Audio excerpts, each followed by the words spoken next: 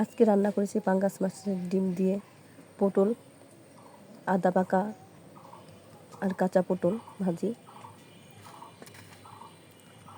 ডিম ডিম 5 কেজি ওজনে একটা পাঙ্গাস মাছ নদীর। আমার বাচ্চা অনেক পছন্দ করে।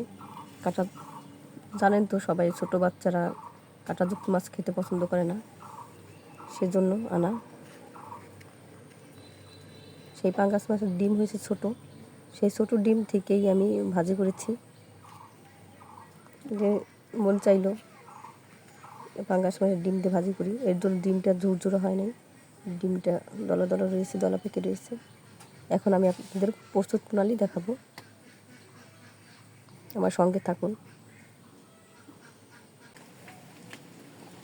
পটল দিয়ে পাঙ্গাস মাছের ডিম দিয়ে ভাজি করব, বা চচ্চড়ি বলেন।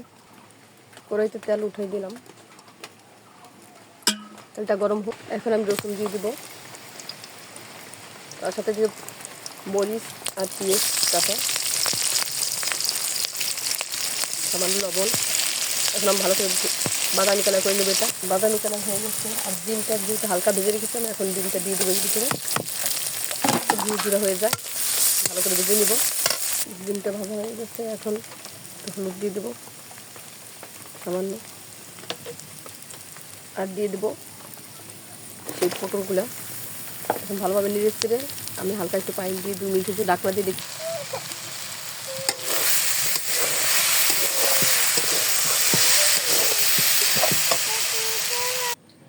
দেখেন আমার রান্না শেষ।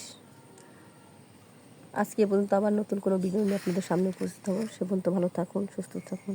দেখেন মাছের ডিমগুলো দলা দলা হয়ে গেছে, আমি ভালোভাবে আপনাদের দেখাইতেছি।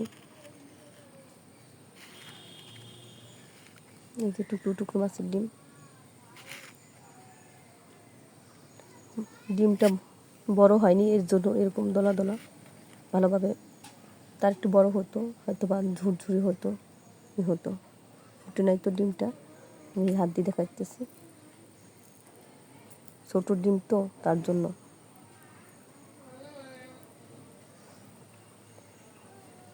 প্লিজ আমার চ্যানেলটা সাবস্ক্রাইব করুন, আর আপনার আশেপাশে আত্মীয় স্বজন যারা আছে তাদের দেখতে বলুন।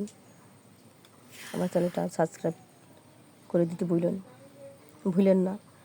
আজকে পর্যন্ত আবার নতুন কোনো ভিডিও নিয়ে আপনাদের সামনে উপস্থিত হবো। সে পর্যন্ত ভালো থাকুন, সুস্থ থাকুন। আসসালামু আলাইকুম রহমতুল্লাহি ওয়া বারাকাতুহু।